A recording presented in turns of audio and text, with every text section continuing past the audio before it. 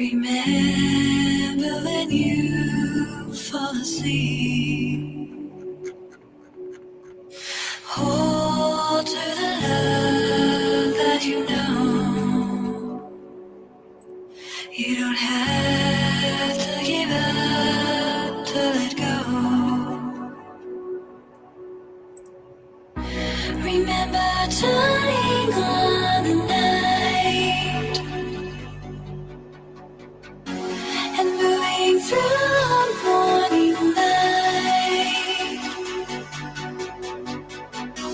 Remember how it was with you. Remember how you pulled me through.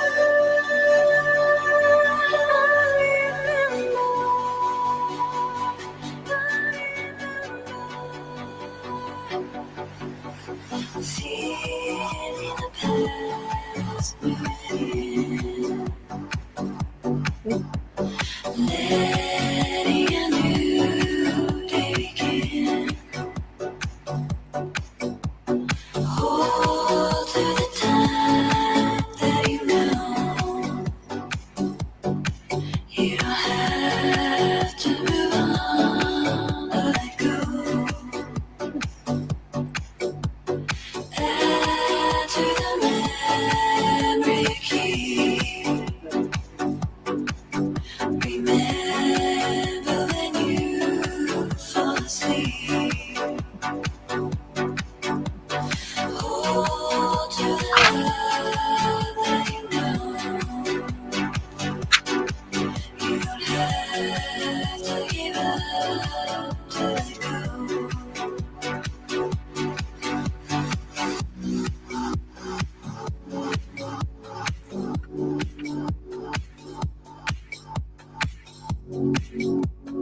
I remember.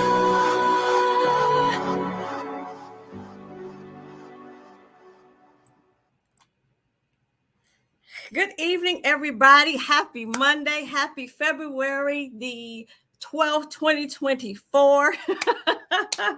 Thank you for joining us. If you're joining us now or if you're joining us on the replay, I'm super excited tonight. And we know it is late, but I promise you it's going to be well worth your time to watch this either now or on the replay as I bring two special guests here tonight.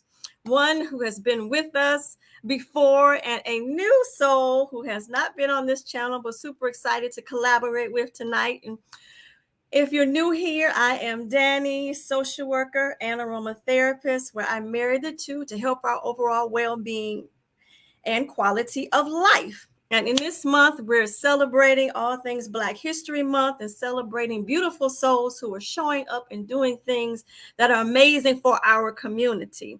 And these two souls are no different. I look so forward to this collaboration, and I know you will too. So without further ado, I'm going to bring up on the stage, first and foremost, my sister who's been here before, Miss Elsa. I believe she needs no introductions. You've seen a couple of videos where we've collaborated together. But just to give you a little bit of her background, she is a visionary leader in resilience coaching, where she exemplifies excellence and has set new standards for success. Her personal journey, is a source of inspiration for aspiring trailblazers. You'll have a chance to check out her bio. And without further ado, I'm going to bring Elsa to the stage to help me welcome today's guest. Woohoo! Elsa, welcome for being here, sweetheart. Thank you, Dani. Thank you. Thank you for this warm introduction. You're welcome. I'm excited to be here tonight. So wonderful to have you back, and thank you for gracing us with your presence in this late hour. Late hour indeed. But it's going to be well worth it, everybody. Well worth it. Absolutely. Yeah, so thank you for coming back again. And I want to bring on our brother here, our spiritual, wonderful brother, Andre, who I so graciously met through Elsa. Right. And it's been an absolute pleasure getting to know him. And ladies and gentlemen, you'll get to know this beautiful soul as well. I think you'll agree. And with tonight's, I'm not going to say presentation, if you will, is definitely worth your time getting to know Brother Andre. And before I bring him on the stage, I want to read a little bit of his bio, y'all. And I had it in front of me. Okay. Let's see. He is the founder of Akashic Living. Ooh, if you know anything about that, you should get excited right there. And he's a founder of Akashic Living, a meditation and personal development company. Okay.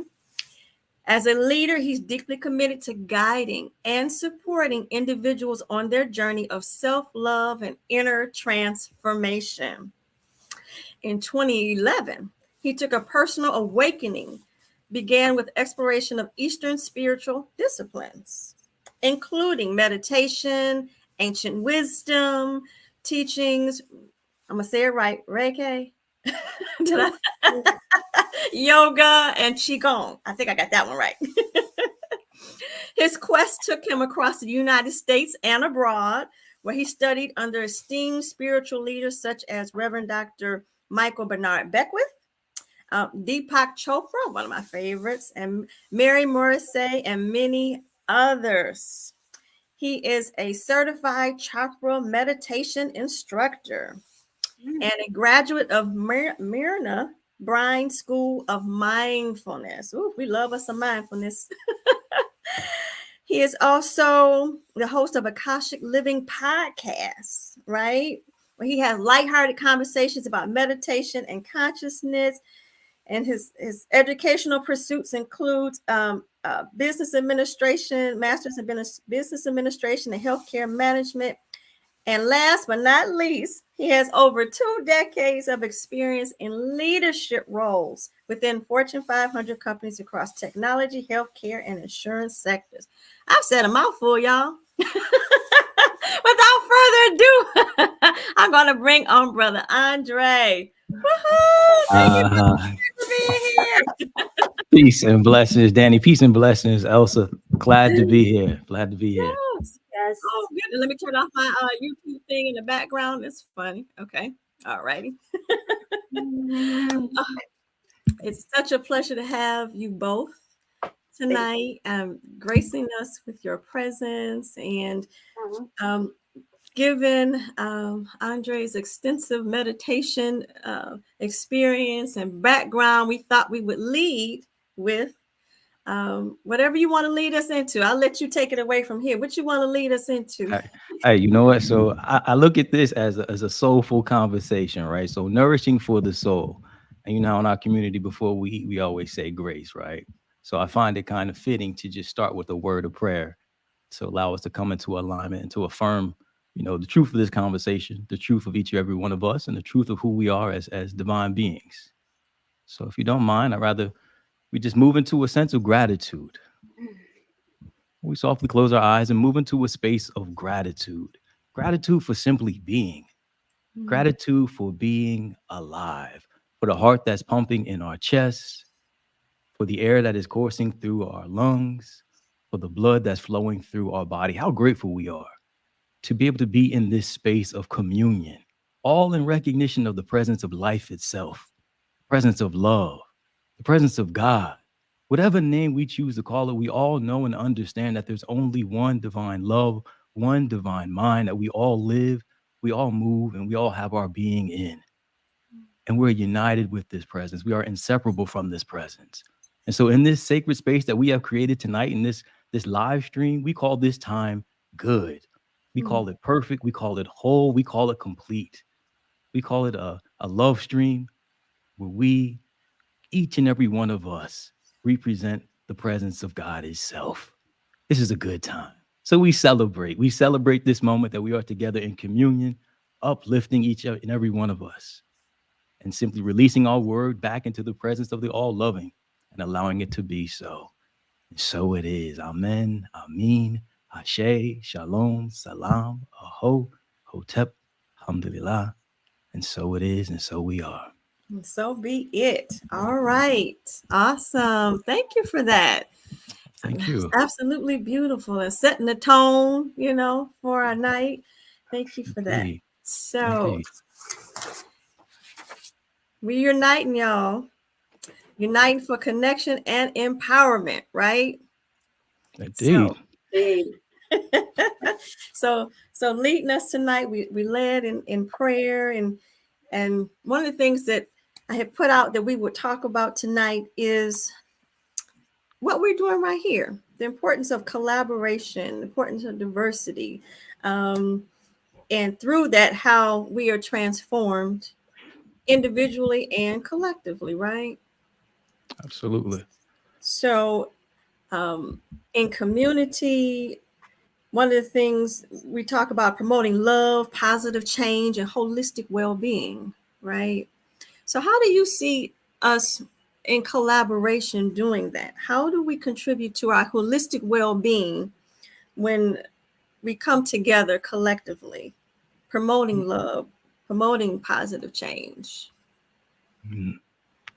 Either one of you go Yeah, first. no, that's a great question. I'll start off. I'll say that how we do it. I mean, it's moments like this, right? It is using technology to kind of to come together remotely, to be able to come into a space of alignment with each other, right? We have so many uh, means by which we can connect, right? And so we all know that we grow faster in community, right? We learn from one another in community. When one person gets a lesson and a breakthrough, that lesson and breakthrough becomes available to all of us. And so it's spaces like this. It's spaces that I run on a weekly basis. Every Monday at 12 noon, I do a community prayer. And so we have folks from all over different parts of the US and different parts of the world that come together, and if they have something that they want to pray about, that they want to come into realization about, we take it up in prayer. We affirm the truth of what they really are. So that's one way. And then another way, I have a community that run on Fridays. It's a Course in Miracles. I'm not sure if y'all are familiar with it, but every Elaborate. Friday. Yeah. So Course in Miracles, it's universal teaching. A person that's very, I guess, aligned with would be Marianne Williamson. So no matter what your on ramp is to spirituality, whether it's Christianity or Islam or Hinduism, A Course in Miracles just gives you a universal perspective about inner peace, establishing inner peace. So every Friday for the last 2 years, I co-facilitate this group. People from all over the world come together, and we talk about, one, the teachings, and two, what's going on with our life, so people can feel seen, be a part of a community, and literally just share. And the growth has been transformational. Transformational. Awesome. Yeah. Are these local?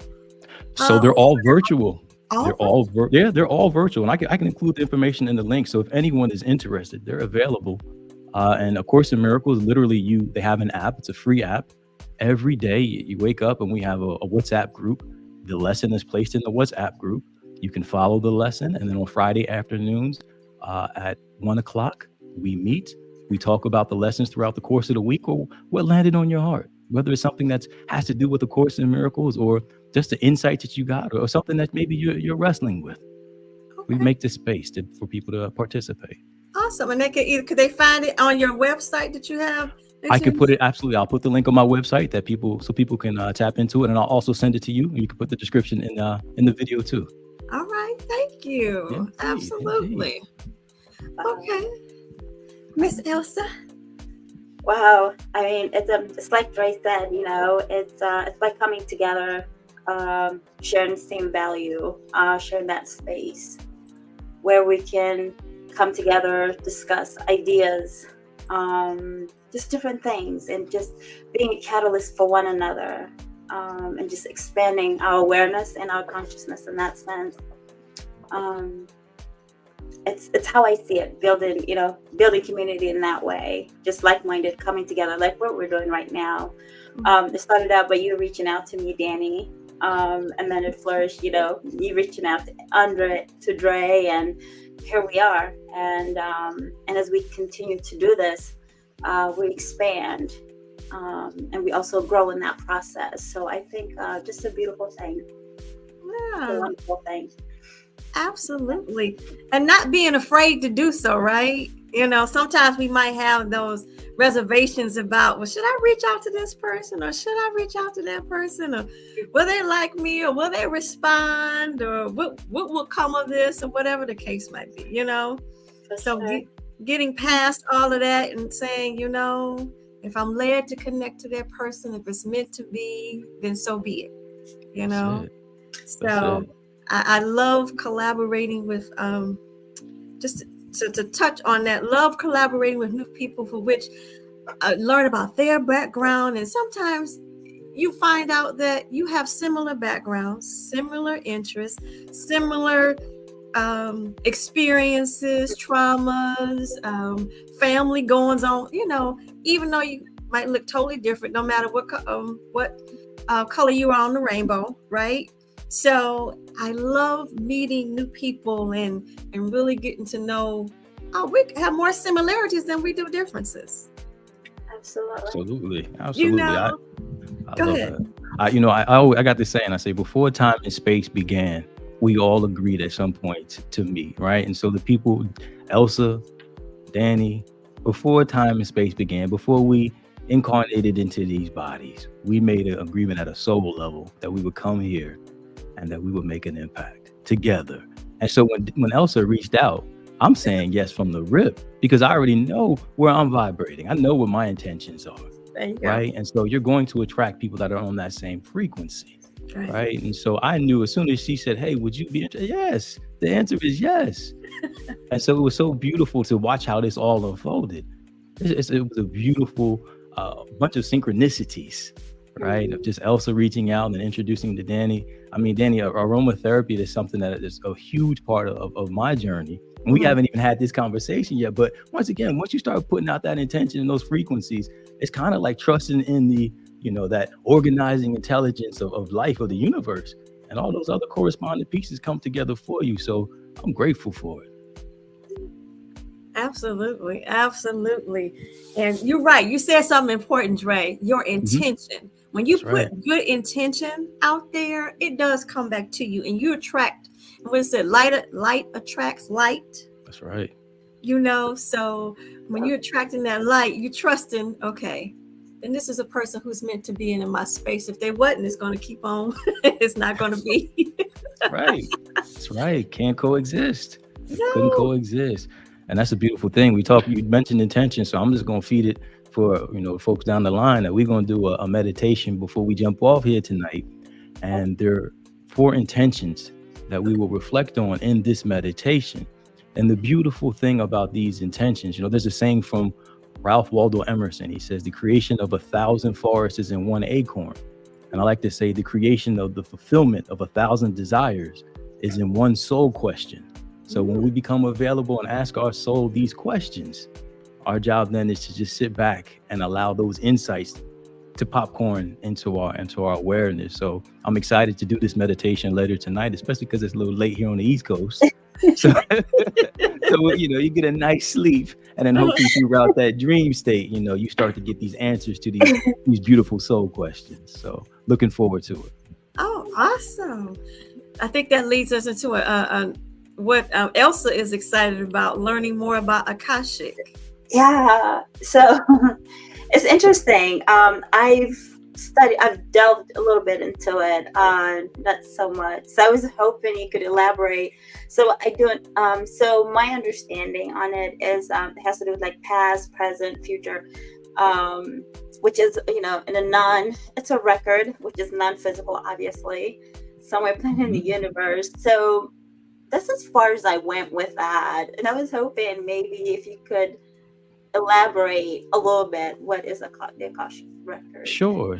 So when we look at the 5 elements, water, fire, air, earth, and then Akasha being the 5th element. And so when we think of Akasha, the best way we can describe it in English would be ether, right? And so ether would be that primary substance from which everything is created. Everything is created from the Akasha. And so most people are familiar with Akasha as it relates to the Akashic records and Edgar Cayce, and him being able to access, and many other people being able to access the Akashic records to understand all the experiences of the soul, of one's soul, right? All the different iterations and all the information. And so Akashic living is living from that substance, that primary substance of having access to all of that information, but yet embodying it, right? Because sometimes you can get the information, but yet not necessarily have the embodiment. And so being able to embody the higher self here on earth, that's what Akashic living is about. And the way to do that is through higher states of consciousness, which comes by a result of meditation. So meditation is that bedrock of being able to have that entry point into Akashic living. Okay, got it. Yeah. Awesome. Thank you. Indeed, Okay, that makes indeed. sense. But I didn't realize that it was connected with the with ether on that field. But now that you put it that way, it does make sense. Oh yeah. The Akasha is a powerful element. Yeah. Powerful element. And actually, one of the mudras for Akasha would be if you take your second finger and your thumb, and when you meditate, you can put those fingers together, and that mudra represents the Akasha element, space. Mhm. Okay. You said something important. You said, well, you mentioned about Akashic records, and that's how I'm familiar with Akashic and first introduced with it. Could you explain a little bit for the audience who don't know and may not be familiar with Akashic records is? Sure. So Akashic records is a compendium of all of the soul's experiences, right? And so when you dive into the Akashic records, you can dive deep. I mean, you can get access to the ascended masters, you can get access to the ancestors, the master teachers, so teachers who may have not incarnated into a physical body, but are there to help guide us and teach us different aspects of our soul and our journey. So it really gives you access to you at the soul level, right? And so when you get into the Akasha, you're moving from a state of, your typical states of consciousness, your waking state, your dreaming state, your deep sleep state. Now you're moving into a state of you've transcended the body, right? You've transcended. Now you're into, just as in Hindu or Sanskrit, they would say Atman consciousness, where you are individual soul. And then you move into a state of Brahman consciousness, where you are one with everything. And so when you enter that state of Brahman consciousness, you're unified with everything. So we talked about it earlier, that frequencies that are not alike cannot commune. And so when you open your consciousness up, you're able to commune and have relationships at the soul level, thereby gaining access to all that information. So that's where the Akashic records lives. Wow. Like, could you give an example? Because from what I read, it's sort of like you just mentioned, like you might have something on your mind that you want to answer to, and you put that. How would you put that into presenting, or how would that go? So I would do a meditation. For me, it comes through meditation. I do a lot of my readings from getting into a meditative state, and my access comes through my ancestors. So I'll get into a meditative state, and let me just give you an example. A couple of weeks ago, I was meditating and I was thinking about, I have a state where I go to, and it's a state of consciousness where I meet my ancestors, and it's in the village, right? And so when I cross over a bridge, that places me into a different frequency. And when I get into this space, I'm able to see my ancestors. And I was in a spot where there was a gentleman there. I didn't know him. He's one of my ancestors, clearly. I didn't recognize him by face, but my grandmother was there. My grandmother had transitioned about a year and a half ago. And so this is one of the first times that I had a chance to really just visit with her since she's crossed over into the other iteration of life. And so she was so happy to see me. She's just there, she's laughing and she's smiling and she's in bliss. Mm-hmm. And so I asked her, I said, I want something in terms of understanding abundance of life itself. Can you help me with abundance in life itself? And so there was a gentleman there, who I referenced earlier. She called him Paul. At least that's how I understood it. And she said, Paul, can you help him out? And so Paul got this tall, it was almost like a glass of water like this. And he poured it over my head. And it started, it's pouring down my locks, and it's got all these different, it smelled like oranges. And it was an amazing ceremony, if you will. And when he got done, he said, okay, so now you can receive the abundance and prosperity that has always been there. And so I'm sitting there and I'm like, wow, that's amazing. And I said, what's your name again? They said, Paul. I was like, okay, well, Paul, thank you very much. Because he was an ancestor that I did not know. But come to find out, like, I exited the meditative state and I called my dad. I'm like, Dad, do we have any relatives by the name of Paul? And he was like, no, not at all. I was like, okay, well, that didn't that doesn't make sense. So I realized that was on my grandmother's side. That was my mom's side. That was my mom's mother. And so I said, okay, let me call my mom. And then I called my mom and I realized they weren't saying Paul, they were saying Pa, because my family's from the South. And so it was my great grandmother's grandfather, Pa Johnny.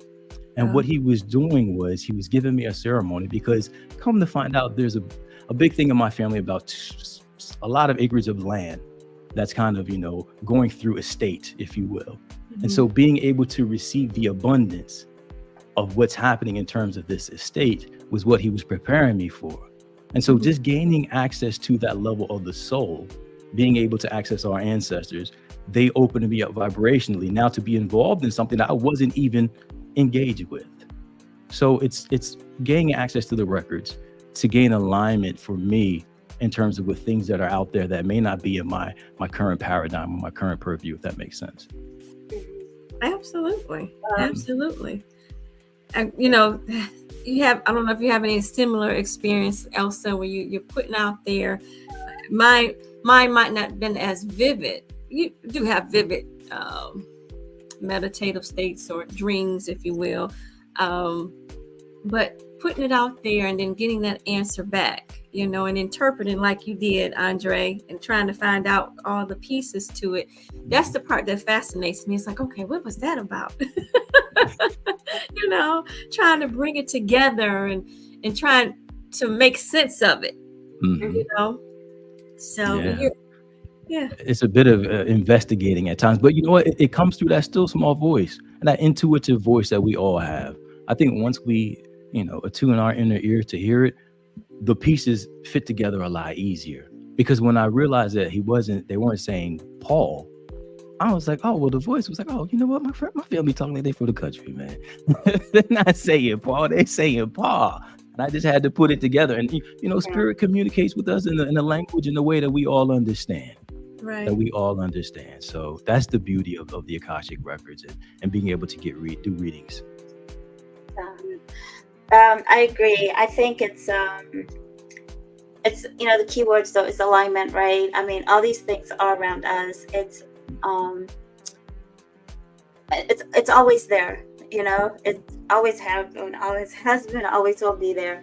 And I think when we are aligned with ourselves or with our inner being, we're able to access it. It's almost like, for example, if we tune into certain channel, radio station, when you get to that frequency, you'll tune in to that frequency and you'll be able to hear what's being broadcasted under that frequency.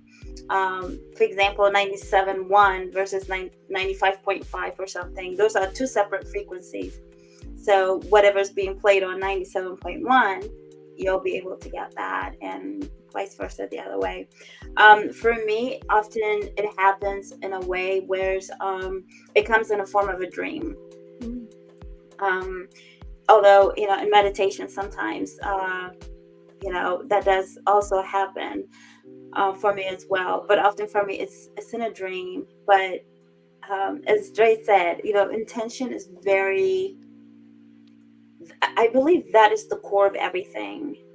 For me, at least from my perspective and my experience. I can intend, start something with intention, and it's always there. So for me and from my perspective, it's safe to say that, as long as intent is good, the outcome's always good. There's no hurt. There's none of that. So the intent is always good. But yeah, I agree. Yeah. Now, how was you first introduced to that concept, Andre? It's funny. So that came to me in 2020, January of 2020. I went to a Mary Morrissey conference. This is, I think it's like the end of January, right before the shutdown, actually. And so I'm there, and it was one of those transformational experiences where a lot of things unfolded at that one conference. And I believe that was her very last conference until after the pandemic. So there was a confluence, a convergence of a lot of, different events. But as I was there, I was at the hotel one night, and just in a very, Elsa, to your point, a very aligned state. And so I was just sitting, I got this idea of Akasha. I was like, what's Akasha? So of course I go into my meditation, and it just unfolds. It unfolds, the whole idea of Akashic living unfolded then. The whole idea of developing a meditation and a personal development business unfolded then. I mean, it was just the intention of coming into a space of being spiritually free. That was my whole intention. And so from there, it was just like, okay, once I got that alignment, all these different things started unfolding in my life, and Akashic reading and Akashic records was one of them. Okay. Yeah. Awesome. Wow. Yeah. How would you introduce Elsa? Wow. To this this way of being. Well, for me, it started a very young age. I think we've talked about this. It started for me at age 7, when I first saw myself in the mirror. For the very first time, seeing my reflection, and I realized there's this person. So that's where it started for me. When I told my grandmother I want to play with her, and she said, "That's you," and I'm like, "No, that's not me. I don't look like that." Although I had no idea what I looked like at that time. I just knew there was more. It was more spiritual. So there was that inner knowing of like it's really it's challenging. It's hard to explain, because for me it was, I'm looking at this reflection, but there's someone else inside. It doesn't really sound right, but there was someone else that thought in my head. So who was this person? And I wanted to uncover that person. Okay. Because that's all I knew growing up from only up to age 7. Like, I didn't have any other identity or anything of that sort. So yeah, and that just led to a lifelong quest, wanting to know, who am I? Who am I really? And it was in 2007 when I came across a teacher, Master Keith Haswell. When I delved into the esoteric side of life, and when I got into that and started to understand how energy and things of that sort, that made more sense to me. About the ether, about the emotional body, and things of that sort, which Dre, I'm sure you could probably elaborate more on that. But yeah, so I started to become aware of my thoughts, and understood that my thoughts it was very shocking the very first time when I discovered that the average person has over 50,000 thoughts a day. And that was really, I couldn't believe that. I was shocked. All these thoughts, and all these thoughts are creating what? So that was very shocking for me. And I began to be mindful of my thoughts. I would actually try to just experiment, which I failed miserably. I said I wanted to check to validate this for my own consciousness, to see if I really actually had 50 thoughts a day. And I didn't really make it far. But from what I was able to glean from it, it was just a very sobering experience for me. The thoughts that I was having, and I became aware of those. So I began to shift my thoughts and to become more aware of them. So of course that just kind of took its course, and started to see. I began to understand how the thoughts that we have, consciously or unconsciously, on a regular basis, and how those thoughts were vying for our attention. So, and sometimes they come in a form of chaos, or however, in the different forms, but those thoughts do come to be. So meditation became my way of life, really. It's the only thing I knew, and it's the only thing that could keep me and my thoughts just calm into that vast space where there's absolutely nothing. Which is what I remember as a kid growing up, because that was my environment. absolutely nothing. Mhm. Just the sound of nature or the sound of tree rustling, Mhm. the smell of eucalyptus, and just the bright blue sky. Mhm. And so meditation does that for me because I'm able to go deep within myself, like Dry said, just being able to find that and to be able to shut sounds or the distraction and things of that sort. Mhm. And it does take time, right? Right? It's not something. Yeah, it takes time, but it's definitely doable. But it's how I came across mine. It's just you just know, just energy. You just Mhm. know. There's no words to describe it. There's no actually words actually limits it. They veil, hide, all sorts of way. But it's something that is felt. It's not something that it's very subtle. It's very subtle. It's not loud. It's not like the thoughts that we hear on a regular basis for me, and I'm sure for a lot of people. It's just very subtle. It's like a whisper. Mhm. So just identifying which one is which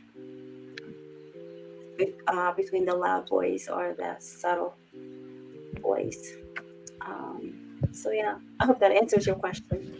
No, it's absolutely, or that I would call it the impression, so to speak, Mm. that you get. And you mentioned sometimes it'd be a whisper, and sometimes for me it has been something as loud as I hear someone call my name, and I know it's something that I'm supposed to be doing, Mhm. And I consider myself still a baby, if you will, in this realm of meditation and breath work and yoga and mindfulness and all the things that that encompass um, being a holistic well-being, right? I think I started off, and I think about, man, where was this when I was younger? Mm. When you're Yeah. trying to find yourself in your 20s and your 30s, right? Mhm. Mhm. And it's like, I needed some of this. It wasn't until I was a little bit more mature that I was like, oh, okay. Even in my religious spaces, they weren't talking about this. Mhm. You know, Mhm. going within, being quiet, and in that still voice, and that wasn't necessarily the idea. Mhm. So, I consider myself a newbie in this. How did I start off?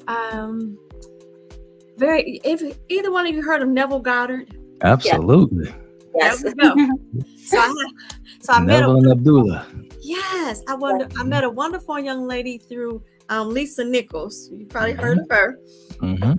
We had this Facebook group, and they were looking for people in a certain region to reach out, and have accountability partners. So I reached out to this wonderful lady named Val. I call her my BCV, book, chapter, and verse. She can give it to y'all. And from there, we started forming our friendship on the foundation of learning about who we are. So we started with Neville. Then Mhm. we started. You ever heard of? Is it called the Master Plan? The Master something. I wish I can put my hand on it, but it's a course that you go through, something similar, Yeah. that you learn about doing these different exercises about who you are and evolving to be. And then one thing led to another. I did mindfulness. I've taken a mindfulness course through Ali Turf. Mhm. Then learning about yoga and all the different modalities there is. Deepak Chopra, I went through an exercise with him. I still got sticky notes in my mirror from that 28-day exercise he was doing. And I just, Yeah. yes, with the different words that you mentioned. Mhm. And I, every now and then, I look and see, okay, that's the word for the day, So absolutely. And so again, I consider myself still a baby in this process, but how beautiful it is to be able to experience this and get those messages and learning to be in tune with yourself and trusting that with the message that you're getting are for you, Mhm. So Mhm. yeah, I want to True. welcome our guest here, Miss Tea Time Beauty. Said, I'm learning how to get connected into my body also. Thank you for sharing that. Absolutely. I say. That's a Yeah, beautiful thing. yeah. I think I was just gonna say. I think we all are still babies, and this grand scheme of things, this universe, it's like sometimes I feel, I used to feel, I should say, and sometimes I do to a degree. I feel like, like a kid who's just like fascinated with the toes, in terms of like knowledge is concerned. It's just so much to learn and so much to, um, more, I guess, to be aware of, or to be consciousness, I guess is what I'm getting at with that. Mhm. To be aware. So we're all growing every day, and expanding, and it's like by coming together like this, that by pushing, pushing that, whether it's is it fear or whatever, that limitation, by pushing our limits is when we become limitless in that sense, because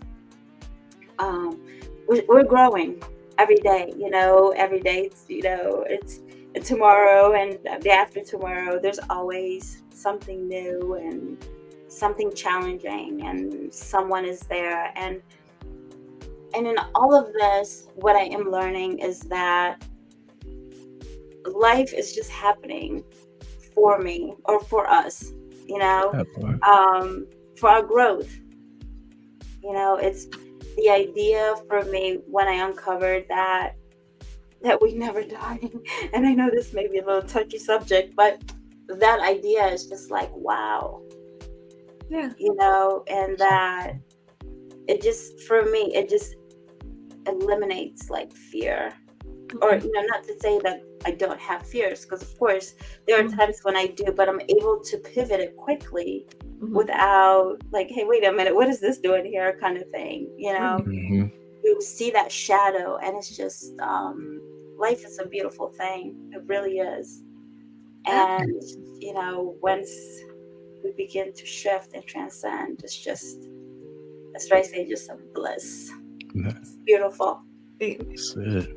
That's it. I love that how you said we're all, we're all babies, and it's like what I love about this work is that every time we sit with a beginner mindset, like it's our very first time doing it, right? Like, and having a childlike approach to it, right? That's the beauty of it all. I think in ancient Egypt they talked about having a heart as light as a feather, right? To me, that reminds me of a child, right?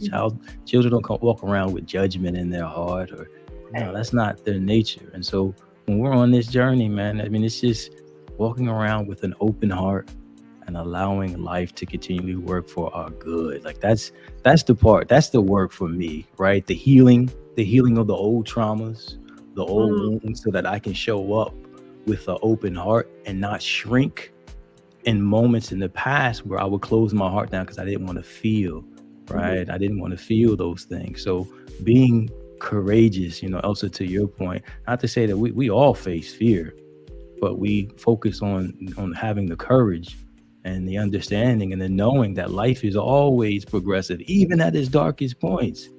Because I can tell you, each and every one of us have been at a point where our back was against the wall, proverbially, right? And we didn't know exactly how things were going to work out. We just said, you know what? I'm gonna trust it even though I can't trace it, right? I'm gonna trust it when I can't trace it. And we're still here. That's the beauty of it. That's the beauty of it. Absolutely. Absolutely. I love that. And you said something in one of your posts that I found what I wanted to bring up. E plus R equals O. Oh yeah. I got that from that's Jack Canfield, and you quoted Lisa Nichols. Okay. Yeah, that was a Elaborate paradigm on for that. me. Yeah, sure. E plus R equals O. An event plus a response equals an outcome. An event plus a response equals an outcome. So an event can happen in your life. We don't have a significant amount of control over the event. The response, however, we have significant control over how we respond to that situation. Thereby, how we respond to that situation can determine the outcome of what happens in our life. Oftentimes, we work with the equation E equals O.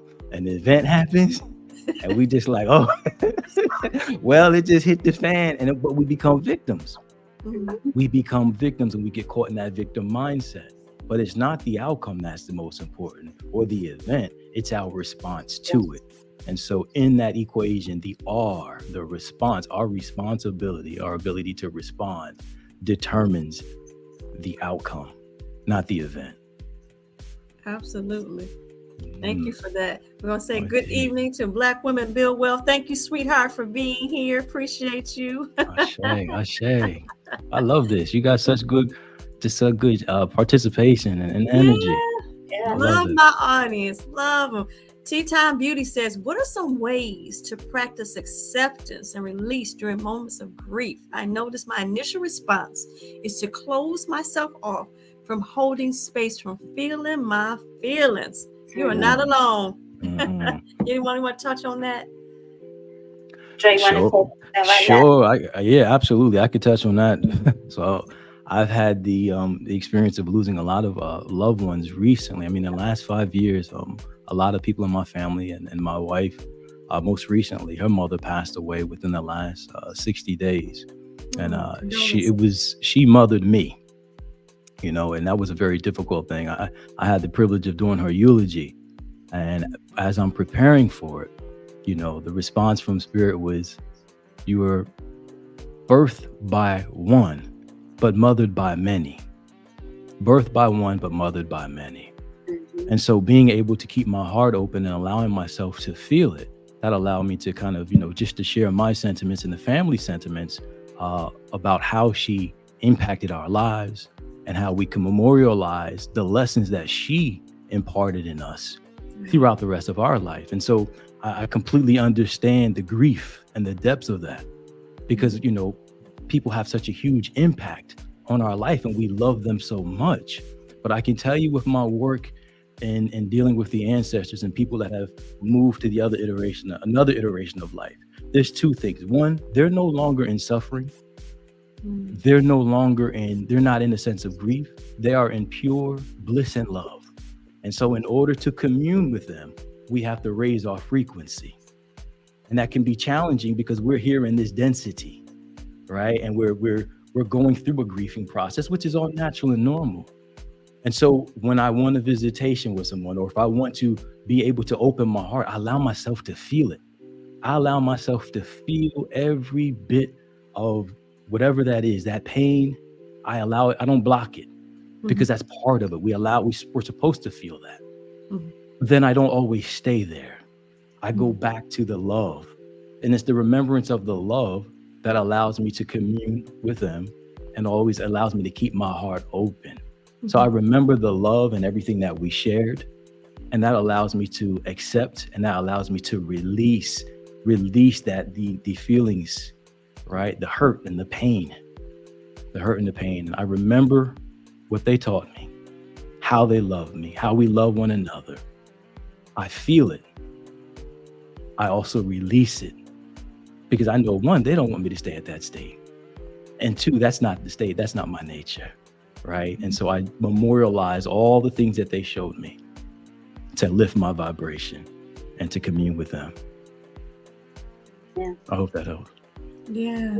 Thank you. Yeah, great. For me, it was when I was very close with my grandmother who raised me back in Eritrea. And when she passed away, I really didn't feel anything.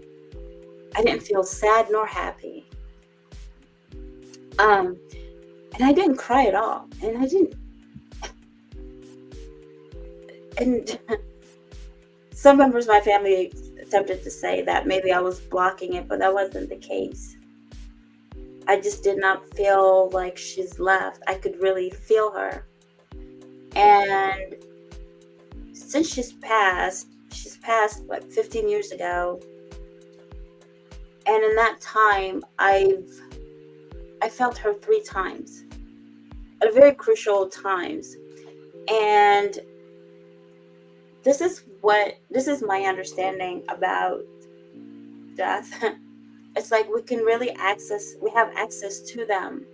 But the thing is, as Dre mentioned, this is the dense physical, and they're not here, and we're remembering them from this space. So it's like, if we want to connect with them, we have to connect them from where they are now. But I think sometimes we try to connect with them from what it was, the past, which they're no longer there. They are in this space of bliss, of happiness, of joy. And it sounds almost like cuckooish, but it really isn't. But they're there.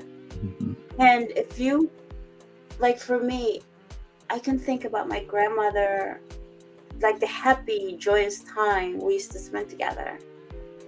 And I could just write that feeling, and that feeling will lead me right to her. And I will, sometimes it's kind of eerie, you can actually hear them. I can hear my grandmother, like she's talking to me. Like there's been many times where she said to me, "Oh, Elsa, you are so close." And I'm like, what does she mean by that? You know, the very first time. But it's there. But we're human, and we are here, and it's easy to get trapped in this physical world because we are here. But it's but this is not the real stuff. We are swimming in a sea of energy. That's dope.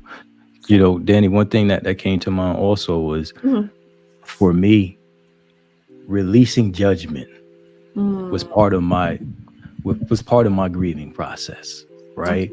Because still holding on to judgment, for example, for a family member that has transitioned, and I want to open my heart and have that communion, have that relationship with them. As they say, love and judgment can't coexist, right?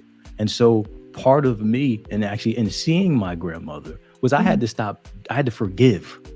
I had to forgive things that had happened in my life that I felt I was a victim of, and things that I was holding her responsible for. And the moment I did that, I moved into a state of love, where she is an unconditional love. And that's why when I saw her, I realized why she was laughing. She was laughing in celebration because I was no longer playing that victim, right? And she realized I had set myself free, because the only one that was being impacted by that was me. I was still holding on to something. She's a bliss. She's in a state of unconditional love. And so she was laughing in honor of, one, the work, the forgiveness, two, the ability to accept and receive what has already been given. But I was cutting it off. I was impinging it by way of judging her. And that was the one that was keeping my heart closed and not being able to accept the beauty that still is there, even though she's transitioned. Right. Yeah. I feel that. Thank you for sharing that. As Tea Time Beauty says, thank you for sharing this. And she says, wow, I received both of these messages. I feel stronger by listening to your testimonies. How beautiful. Thank you. Tea Time Beauty. Thank you. Ashe. Yeah. Oh, goodness. And just to touch on what you both said, Elsa, you said that it might sound woo-woo that you may hear them. And I said, I don't think, or that they visit you or something like that. I actually invite that. You know, I invite that into my space. And when I open myself up, I get messages, things that only but me and that other person would know what they mean. You know what I'm saying? So it could be, I could say I've experienced things where things might have moved or things happened that in the natural shouldn't have happened. I'd be like, are you trying to tell me something? Or if you hear, you know, I invite you, you know, or whatever the case might be. So I wholeheartedly believe in that. I do, that they visit us and they teach us through different ways and different experiences or words or touches or things we come across or whatever the case might be. And Dre, when you were talking about that forgiveness, that's one, ain't it? That's one. That forgiveness thing is real. And when you release, and to say that it is forgiveness one time, I'm gonna be honest, I have to forgive. Like if you keep thinking about it, you have to keep saying, okay, I thought I released that. right? I haven't, so let me forgive again and move forward. So sometimes it's not a one and done for forgiveness. You have to revisit that. Like, why am I thinking about that? I'm done with that, And I'll talk out loud. I'm not ashamed to say. No, that's part of it. That's part of that work. I talk out loud and say, I love you, whatever. If they're coming into my spirit, if they're coming across my heart, if I'm being judgmental about something, and I say, I forgive you. You did what you knew how to do with the thought and resources that you had at the time. That's right. So that was what felt good to you at the time. So I can't judge that. And I don't know what's going on in your headspace at the time. That's right. That's and right. people's past, but for when I got older and you start hearing stories and you say, I see. Okay. Yes, you get this epiphany that perhaps they were this way because of that. Yeah. So handed down generationally, and just didn't know any better or know how to say, I want something different. In my experience, I want to do something different, So yeah, I think that's yeah. Go ahead. No, I was just gonna say, I think like forgiveness, it just seems, because it's elusive, right? It's elusive. It's almost like trying to catch a cloud, and I think that's where sometimes it gets a bit tricky. Often we're told to forgive, but how do we forgive? What does forgiveness look like? What does that process look like? It's like, it's a lot of things that we talk about, self-love, or you name it, love yourself. Okay, how do I love myself? It's all these things. To me, when I initially heard them, I will say, they were very elusive. It was like almost trying to catch a cloud, and I think that's where, at least for me, I used to trip me up. Like, how do I do this? I want to, but how? Like, forgive yourself. Okay, how do you forgive yourself? What does that mean? What does that look like? Love yourself. Okay, what does that look like? I don't know. I just thought that's powerful. That's powerful. One of the things that I learned throughout this journey, and then Dani, you said something that was so dope. We have to keep forgiving, right? Martin Luther King Jr. said, forgiveness is not an occasional act, right? It's a constant attitude, is what he said. A constant attitude of forgiveness. And literally, it's a practice. It's a practice no different than meditation, because all forgiveness is self-forgiveness. So forgiveness in many respects is self-love, because we don't forgive for nobody else but for ourselves.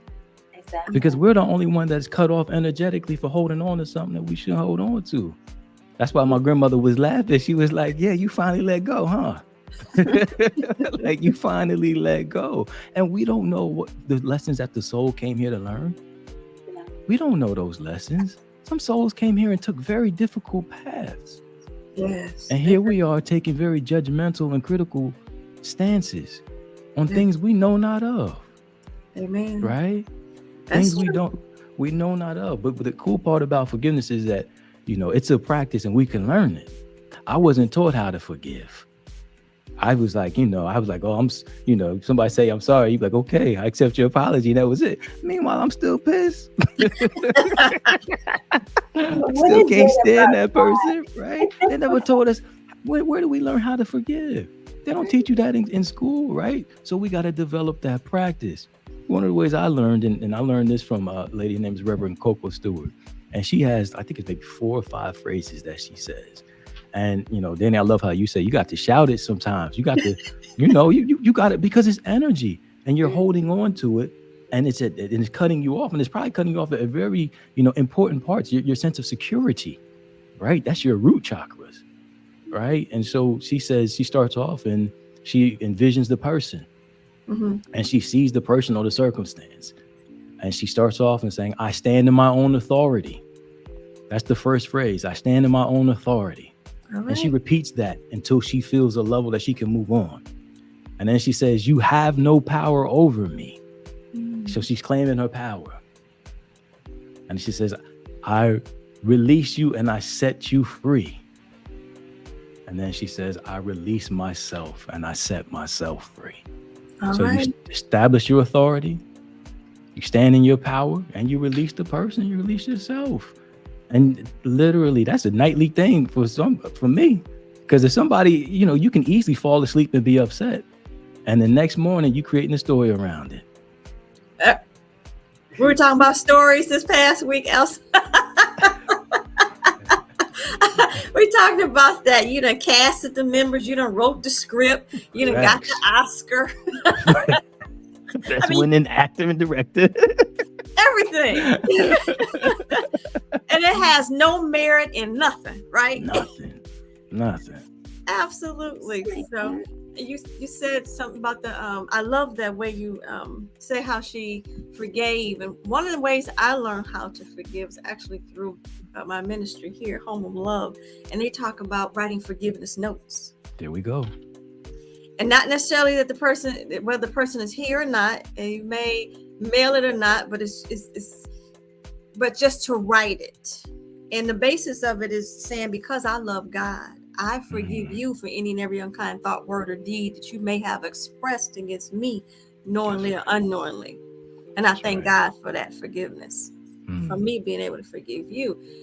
And that is one way of me releasing, and one of the things we may also do, like at the beginning of the year, you have things that you need to forgive from the last year. You ain't take them into the new year, right? Nah. So any negative thoughts or any things you don't want to take into the new year, we would burn them up. Any hatred, whatever. So that you're not, taking that with you and holding on to it. Is it a one and done again? No. Sometimes you have to write them lists and forgiveness notes a lot of times just to, so there's many different ways to do forgiveness, and whatever works best for you. Yeah, that's for sure. I mean, for me, I've learned, the way I learned to forgive other people is by forgiving myself. Yes. For everything that I've done. I mean, literally. Sometimes, even, there are times, when you cut off somebody in traffic or something like that, it's as little as that, Yeah. Just to release that energy.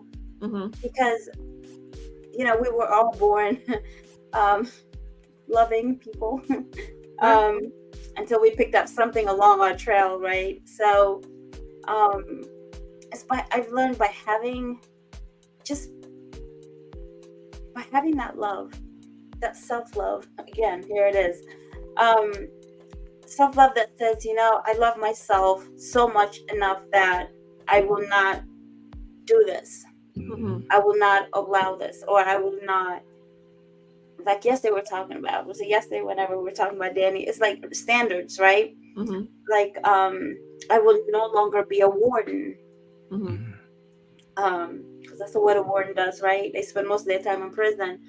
And it's like, I don't want to be that person. To hold myself captive, in that sense. Right. So it's so when I forgive myself, it makes it easy for me to forgive other people as well. But if I can't forgive myself, then how can I forgive others? There's nothing to be forgiven. Absolutely. It's by learning to forgive myself that I've learned to forgive others. And which leads into this. I love this comment that Tea Time Beauty says, forgiveness is a practice. Not everyone chooses to embody this. I am practicing written/verbal affirmations, talking to myself how I deserve, so I can release the power, the victim narrative. And I love what she said, written or verbal affirmation. Sometimes that forgiveness, you may have a certain way of saying how you forgive yourself. A certain way, a certain whatever it is, what works for you. So I thank you for sharing that, Tea Time Beauty. That victim narrative. Who mentioned that? Andre, did you mention that? Oh yeah, being a victim state, right? things always, happening, something happening to you. Mm. Life always, being a victim of a circumstance. Unfortunately, that's where a lot of people in life are living at that level of victimhood. And that puts you in a state of survival. All right. But we know that life is always working for our good, right? And just it's universal law that life is always progressive. Like we can look at the cosmos, we can literally look at the universe every single day. The universe is expanding. They're finding new planets, new galaxies. Life never works against itself. But what we focus, where we put our attention, that's where the energy flows, right? And so if we see ourselves as a victim, well, guess what? You'll attract that victim. Yeah. So it goes back to it. Danny and I were talking about that, I think it was the other day, about what we attract is what we put out there. It's like our thoughts are very powerful. And I think if we just take a look around, no matter where we are right now, we're swimming literally in thoughts. And what I mean by that is everything, the clothes we're wearing, the microphone, the cell phone, the house, the chair, the mic, everything, all those are thoughts. They were just once a thought. So if these thoughts are producing things like this, what are the thoughts that we're thinking? What are they producing? Just saying. Yeah, absolutely. Oh, wow. I could go even further with that. And maybe you've heard of this, but they were doing some sort of study about frequencies. So this gets me into the idea of vibration and frequencies and what have you. And they were saying that you can measure the vibration or frequency of positive thoughts versus negative thoughts. You've heard that? Yeah. I can't put the name of the book, and maybe you too have heard of it, but it's a book about water. And it was an experiment, so to speak. You know what I'm talking about, Dre? Speak negative words to water, and it has a certain vibration, the way it responds. You speak positive words to water, and it has a certain different way it responds. So imagine, Yeah, I think it was, what is that? I think it was that documentary. It's called What Do Bleep We Know? Have you seen that, Dre? I'm sure you've seen that. Yeah, it's beautiful. It's where they, where they did a research, thought, water and how we were just behaving, and it was just incredible. And the gentleman said, imagine if we can do this to water, what are we doing to ourselves? And that was such a very profound thought. I was like, wow. But to further elaborate on that, Bruce Lipton, I'm sure you're familiar with him. He said he also did an experiment of two petri dish where he had two exact same cell, but put them two separate. One just was a very positive, and the other one was negative. To see, and the one that was positive, of course, it thrived and it was healthy, and it was just in so many ways. Versus the one negative, it was just completely, dead cells, basically. And that was just very profound to me, because it was just, wow.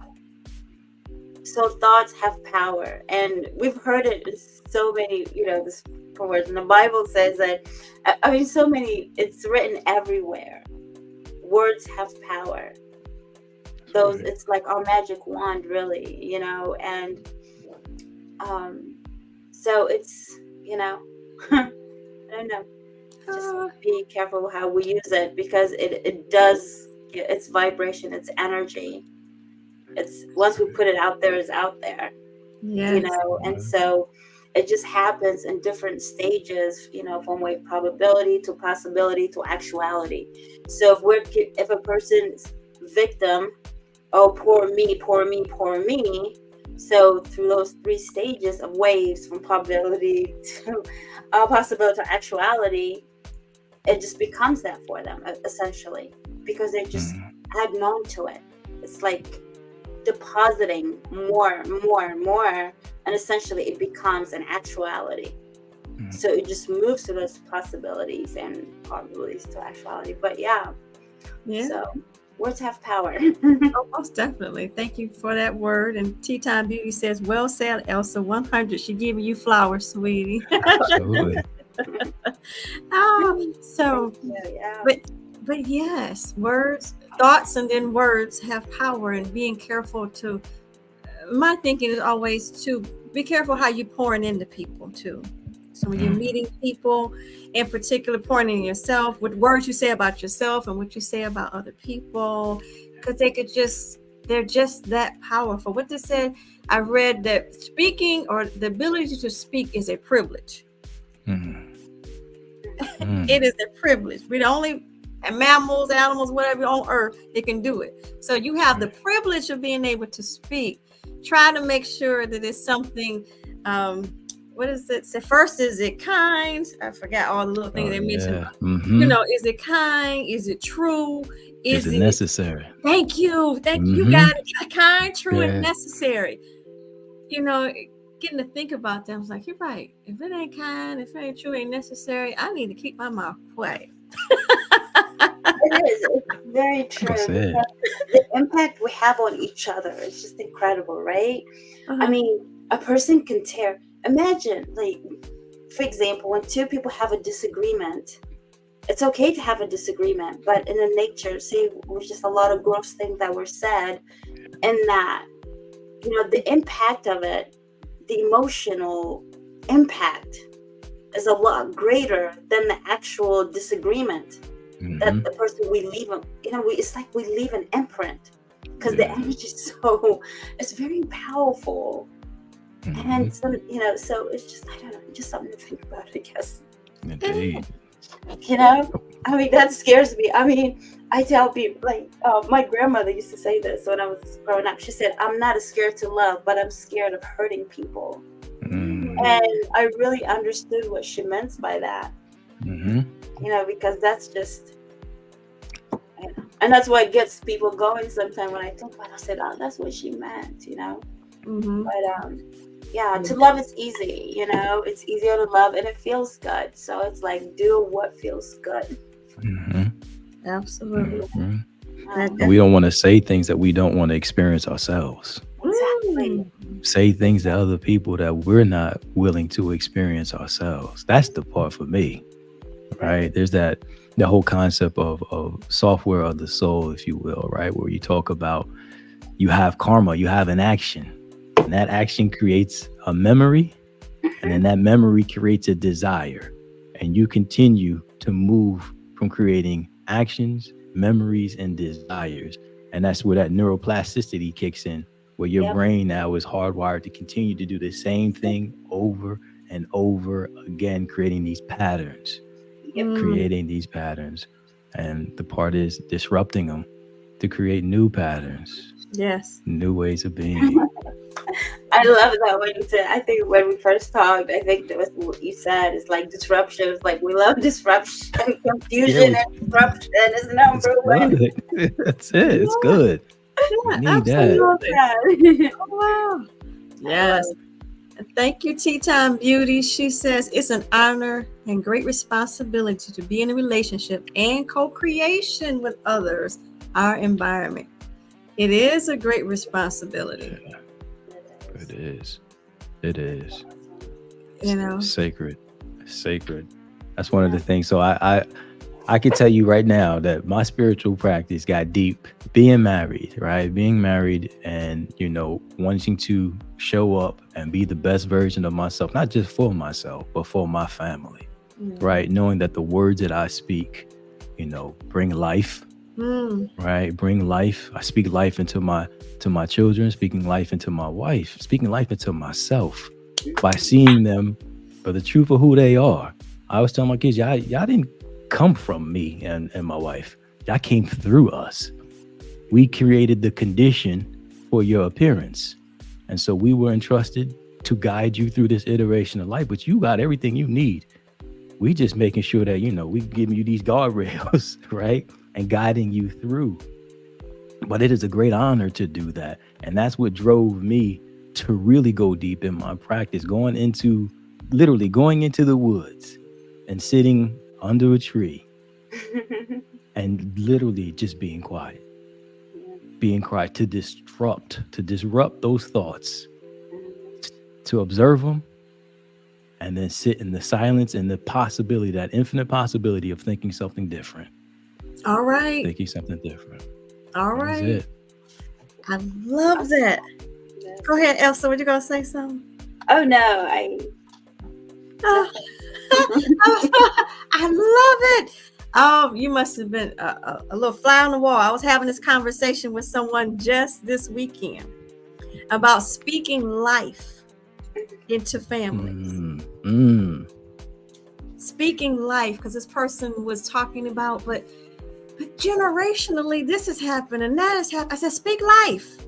That's right. But it's just deemed to be. I said, speak life.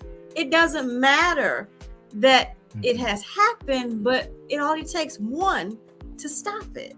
Yep. It only takes a person with a different attitude and say, you know what, I'm tired. This is where the buck stops. I'm not doing this no more. That's I want right. something different for me, and I want something different for my children. I want something different for my family. But the point is, speak life, even when you don't see it happening, or even if you don't see no evidence of it, like having faith. Speak life, because you never know when. My thought is, you never know when that seed that you plant about life will harvest. Okay. That's right. It might not be in your lifetime, but it could be in another generation. I'm always speaking generationally. May I plant seeds for new generation and speak life when nobody else believes in you. Nobody else has discounted you. Nobody else is, thinking highly of you, because the world can be negative all by itself. You don't need no help. You don't need no help from family, particularly family. I just hold our family to high esteem. But speak life. That's right. Nobody else is going to do it for you or your family. You got to do it for yourself. You got to do it for yourself. Absolutely. I heard somewhere where they said, I can't remember who it was. I think it might have been Tony Robbins, where he said, God's delay is not God's denial. Know, and when I heard that, I was like, wow, it made so much sense. It was just, it really resonated, because it's everything, even Bob Marley, every fruit has its season, right? And when I think about avocado, for an avocado tree, it takes 15 years. Did you guys know this? It takes 15 years for it to produce an actual avocado. Imagine that. That's crazy. Yeah, an avocado tree. It takes 15 years to produce an actual avocado. I just thought that was very, very interesting. Yeah. So, life is just happening, and we just we're just in it to enjoy. It's like on a train ride, and some of us are on a train, and sometimes,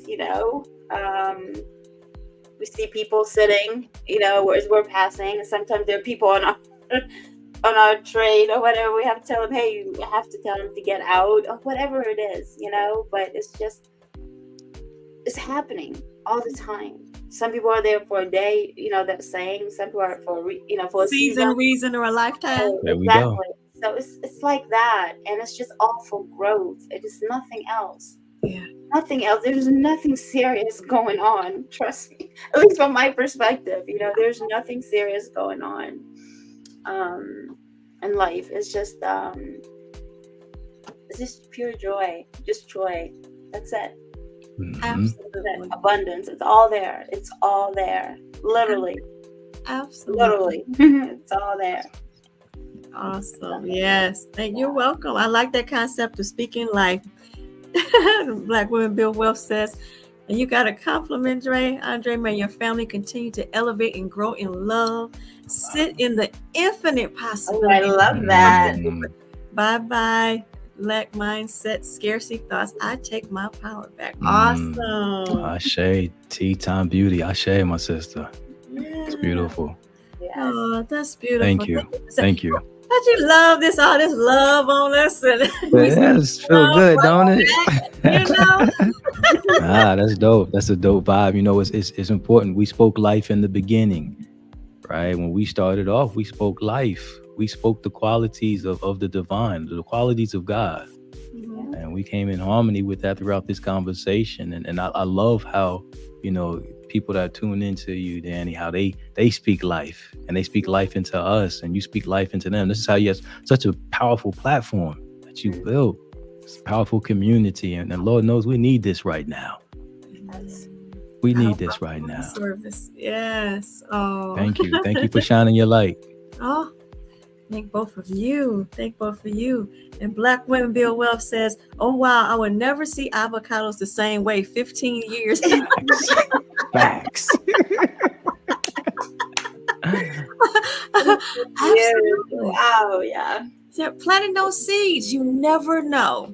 Mm-hmm. You might not see the harvest, but Right. knowing that you planted those seeds, think about it. I think about our ancestors.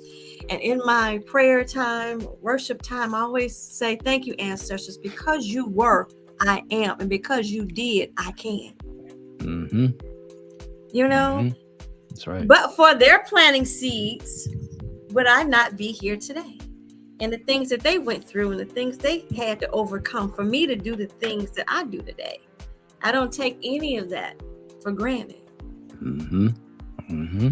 You know, I know some things that I'm privileged to be able to do today that my grandmother didn't even get a chance to do. That's right. So, We're the answer of their prayers in many respects. We're the answered prayers. But they didn't receive it at that time, but it was for us. Exactly. It was for us.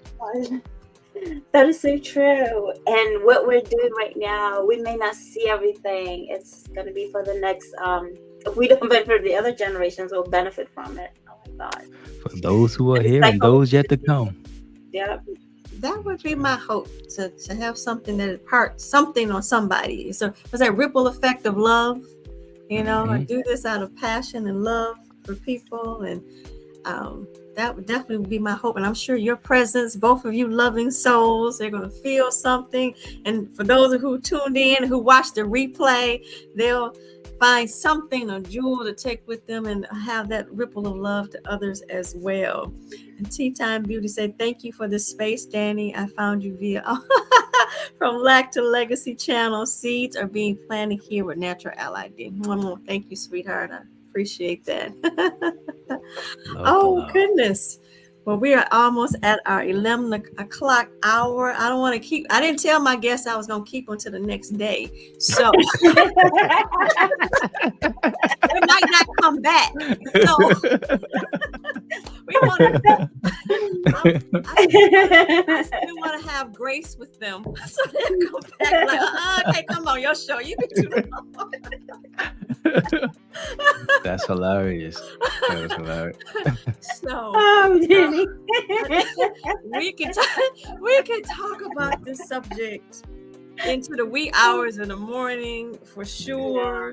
You know, I can imagine us over a bonfire on the beach somewhere just having this conversation all the way to the wee hours in the morning, right? But we are going to wrap this up. And as the title, we talked about uniting for connection and empowerment, and hopefully something we've said and how we discussed today is empowering and connecting and showing how it could look, you know, and some good practices that we put out here, so to speak, of living life. And none of us perfect. We still practicing, y'all, right? Right. That's right. That's right. We still practicing this thing called life, and we're grateful for it. Grateful to be here and grateful to be with you too. So I lovingly thank you for being here tonight. I'm going to ask Brother Andre to close us out in the meditation. We're going to sleep real good, y'all. Yeah, we're going to get into a nice state, get into a nice space. I just invite everybody, if it's comfortable for you, if you could just softly, you just close your eyes. If not, you just soften your vision. And just take a few deep breaths at your own pace. Deep breaths from your stomach, expanding your stomach, allowing your chest to expand, allowing your shoulders to expand. And just exhale. allowing the air to soften parts of your body where you may feel tense or holding on to any tension. And just bring your attention to your heart, observing how the air flows, how your heart feels. The inhale and the exhale of your breath. And so we're going to move into the soul questions. I invite you to silently repeat each one of these questions to yourself. Without judgment or evaluation, just listen. Listen to any response that may come back. It may come through a feeling. It may come through an image. It may come through just a quiet little phrase, but just be receptive to it. And the first soul question is, who am I? Who am I? Silently repeat this question to yourself.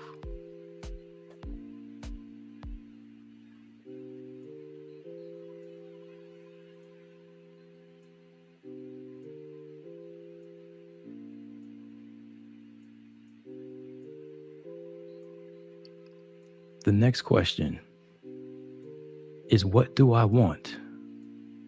What do I want?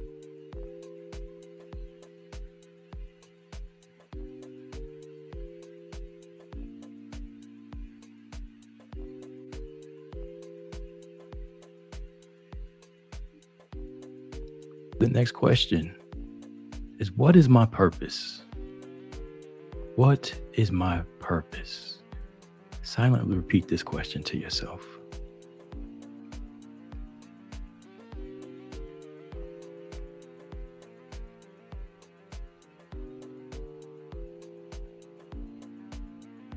And the final question is, what am I grateful for?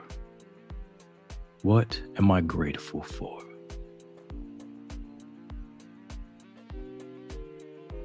Again, without judgment or evaluation, just simply catch whatever comes to you, whether it's a feeling, whether it's a phrase, whether it's an image. Just catch any insight that may come through.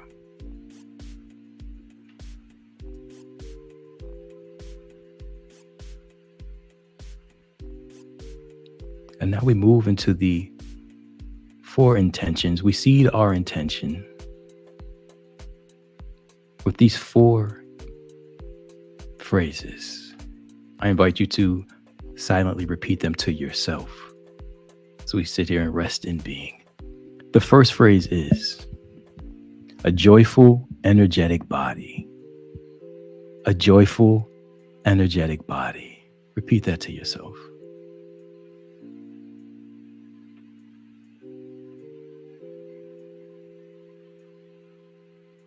The next phrase is a loving, compassionate heart. A loving, compassionate heart.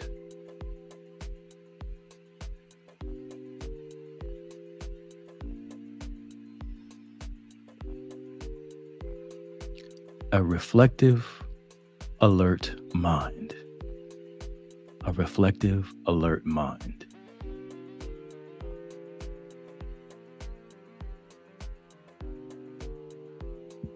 And the last phrase is lightness of being.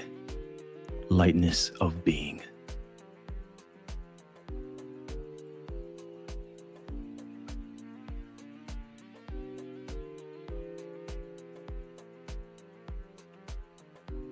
I invite you to take a few deep breaths.